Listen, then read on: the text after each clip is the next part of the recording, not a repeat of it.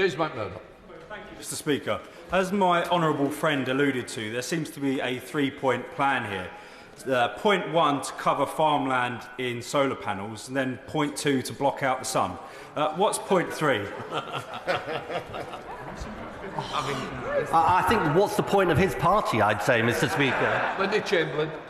Thank you very much, Mr. Speaker. I've been contacted by several constituents who have experienced failed Eco4 scheme installations. What support is there for constituents when installations go wrong? Are rogue installers getting paid when work isn't completed properly? And what steps is he taking to address these failures? Speaker, we are very aware of issues that we've had with Eco4 and GBIS. There is a clear redress mechanism, so if constituents have been affected, they should have received a letter from Ofgem. They should be able to contact their installer, who are required and obliged to fix the work, and then we've got a redress mechanism. But there's a wider point. We know that the system for quality assurance and consumer redress is not fit for purpose. We are determined to overhaul it. Final question, Sammy Wilson. Thank you, Mr. Speaker. In the 1970s, global warmists wanted to put black dust on the Arctic to block the sun. Now the Minister wants to put black dust on clouds to block the sun again. Is his plan not bonkers? £50 million of taxpayers' money spent, which will only put up energy prices even further. He doesn't even know, Sammy. Honestly, Mr. Speaker, I mean, this is like conspiracy theories gone mad. I mean, I feel like we've entered the sort of wacky world here. I mean, let us just focus on, keep our eyes on the prize here. We are vulnerable as a country because of our exposure to fossil fuels. This government has one mission and one mission alone, which is clean, homegrown power, so we take back control. Right, that completes questions. Let the front bench change over.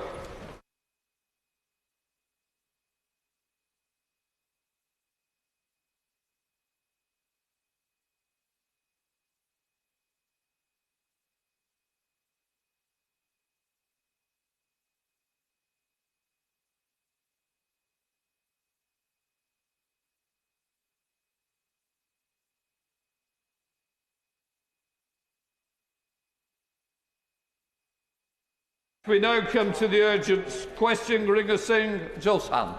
Thank you, Mr. Speaker.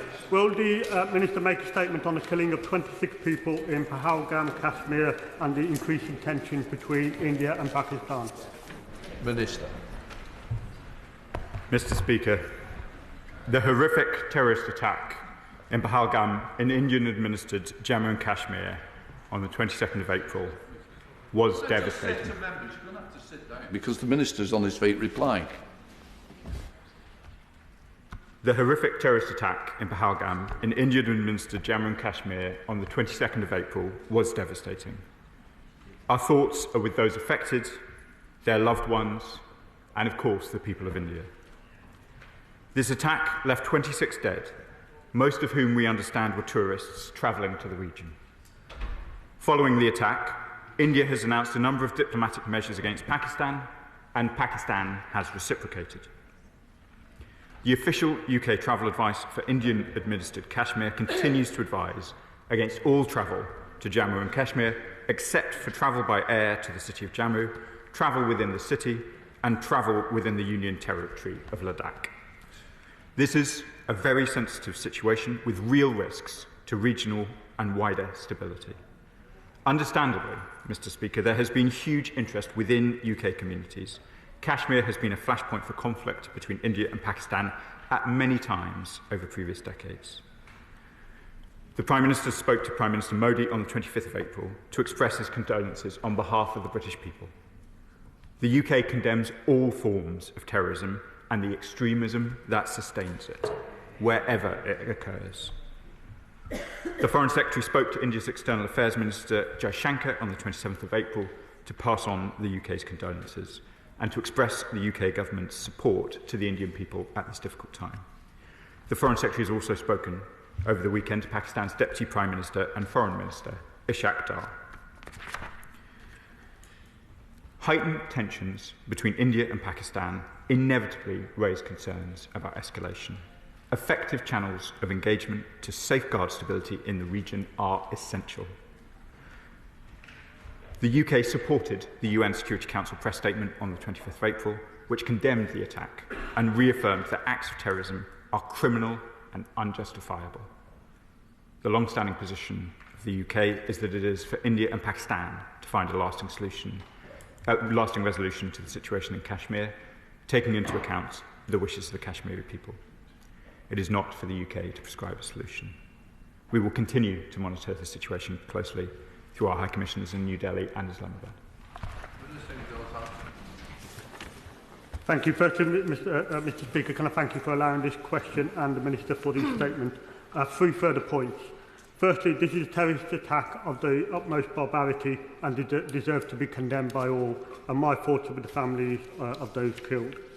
The killing took place in a popular tourist location where most victims were tourists. Among the victims was a man married only the week before honeymooning with his wife. The manner of the victim being selected was particularly horrific, with the killers actively seeking out non-Muslims before killing them in cold blood. The Minister will be aware the Kashmir region has been the scene of previous terrorist attacks, claiming many innocent lives, including in Chitin Singhpur, where 35 Sikhs were killed in the year 2000. What support can the UK provide to ensure that the terrorists are found and brought to justice, and to ensure their networks of support are dismantled? Secondly, there has been a significant escalation of tensions between India and Pakistan, including the measures which the Minister has outlined. India and Pakistan have engaged in large-scale military hostilities in the past in this region, and there is a real risk that the nation could revert to military conflict again. So what can the UK do to encourage the de-escalation of tensions whilst ensuring the eradication of the terrorist organisations and their networks, support networks wherever they exist? And finally, the Secretary of State will be aware the Minister will be aware there have been protests in the UK outside the Indian and Pakistan High Commissions, which have been characterised by provocative language and gestures, including what appears to be a throat-slitting motion by an alleged Pakistan official. There have also been windows smashed at the Pakistan High Commission in London, and an individual has been arrested and charged. So does the Minister recognise the importance of proactive work with communities across the UK to ensure that we do not see a downturn in community relations here in the UK? Minister. Mr. Speaker, I thank my honourable friend for his engagement on these questions. I'm sure the whole House shares with him the horror at the details of this incident, the targeting of the victims and the way it was carried out. Let me say first about the scenes on UK streets. Firstly, we are aware of reports of the video that my honourable friend refers to. The police, the Metropolitan Police are investigating, so I won't provide any further commentary on that particular incident, but it is obviously concerning. We take our responsibilities under the Vienna Convention for the security of all embassies and indeed High Commission, so both the Pakistani and Indian High Commission will receive all of the support of the UK state to ensure that they stay safe. As my honourable friend has said, and I know many in this House feel, these issues have long been discussed with passion on British streets, and we call on all sides, all community leaders, all involved, to call for calm at a time of tension in the region. Secretary Dame Pretty. Thank you, Mr. Speaker, and I thank the member for Smethwick for securing the question, and also my honourable friend, the member for Harrow East, for the support he's given to India, because he also tabled a question today too on this. Mr. Speaker, my condolences, thoughts and prayers are also with all those affected by this murderous, violent terrorism that has taken place in Faglam. And I recognise for India and the diaspora communities in the UK in particular, this has been a really difficult week.